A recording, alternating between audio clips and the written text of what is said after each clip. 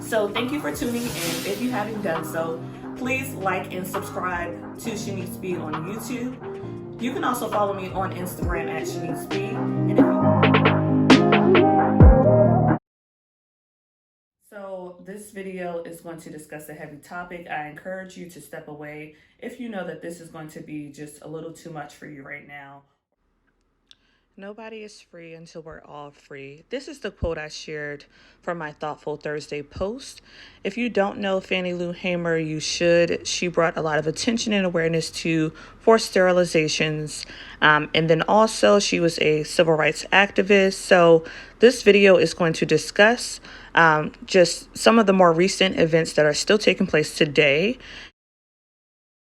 I don't know if you all are aware, but there have been some forced sterilizations taking place in the ICE detention centers, and my heart just goes out to these women.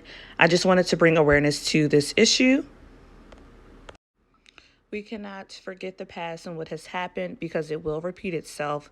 One of Fannie Lou Hamer's quotes that I love says, "But you see now, baby, whether you have a DD or no D, we're in this bag together.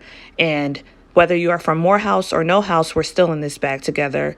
I am not perfect. I am not better than anyone, and someone's jurisdictional boundaries should not exclude them from basic human rights." And I just wanted to bring awareness to some of the issues that are going on. Dawn Wooten is the whistleblower who really spoke out regarding this injustice. I became a whistleblower. Now I'm a target. But I'll take a target any day to do what's right and just.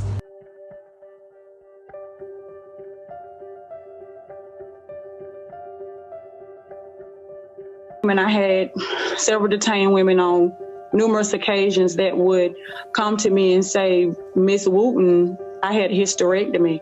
Why?" I had no answers as to why they had those procedures. And one lady walked up to me and she said, "What is he? Is he the uterus collector? Does he collect uteruses?" And I asked her, what did she mean? And she says, "Everybody that I talked to has had a hysterectomy."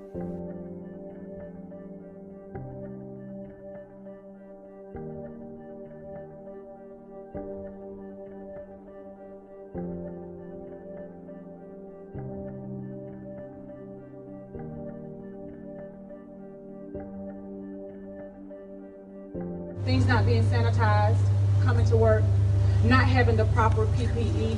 I began to ask questions about why were the detainees not being tested, symptomatic or asymptomatic.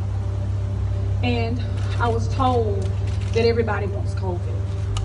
Everybody knows the symptoms and the signs of COVID, so everybody wants COVID. I was told not to tell officers that there were detainees that they dealt with day in and day out that were positive.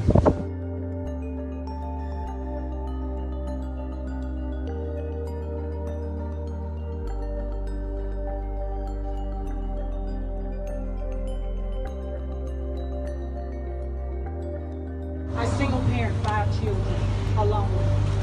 ICDC was my reason and my means of employment.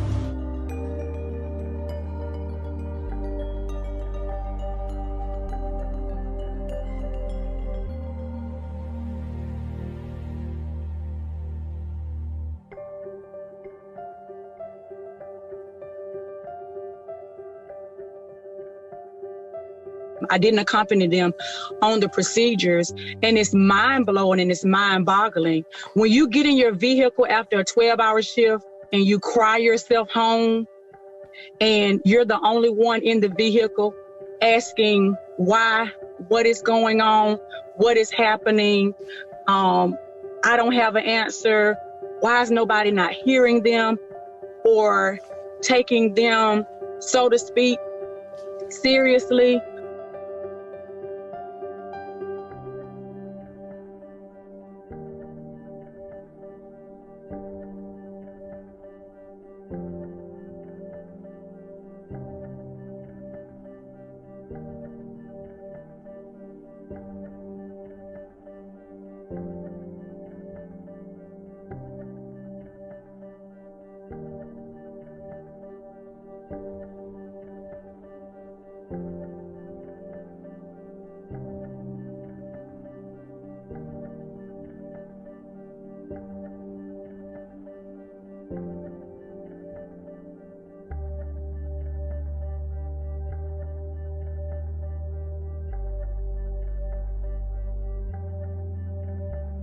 As a nurse, I took an oath that my life, when I step in, no longer was my life, it became the lives of others. And until you see through the eyes of others and you experience through the eyes of others, there's no concern and there's no regard.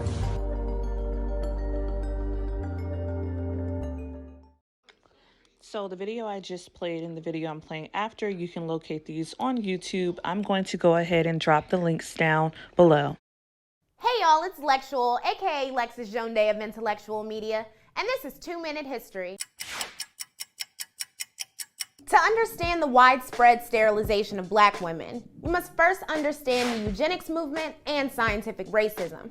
Scientific racists use erroneous, biased, and misconstrued evidence to claim that white people were superior to everybody else. From this, eugenics, or the concept of improving humanity's genetics, was born. Using these twisted ideologies, social reformers, doctors, scientists, and legislators across the country pushed for forced sterilization laws that would keep undesirables at bay. Undesirables included the disabled, mentally ill, promiscuous white women, Native Americans, Mexicans, Asians, and disproportionately black women. Long stereotyped as unintelligent, lascivious Jezebels, black women, especially poor ones, were prime targets for eugenicists. By 1935, 41 states had laws or pending laws allowing compulsory sterilization. Some women underwent the horrifying procedure in asylums or prison, while others were swindled into signing the right papers at their local doctor's office. In Alabama, 2 poor black sisters, aged 12 and 14, were sterilized when their illiterate mother signed an X on a piece of paper she thought would give them birth control. In Sunflower County, Mississippi, the area's black women were routinely sterilized without their consent. One such woman was Fannie Lou Hamer, who went on to be a civil rights activist. But let's talk about my dear home state of North Carolina. A third of the forced sterilizations there took place on girls under the age of 18.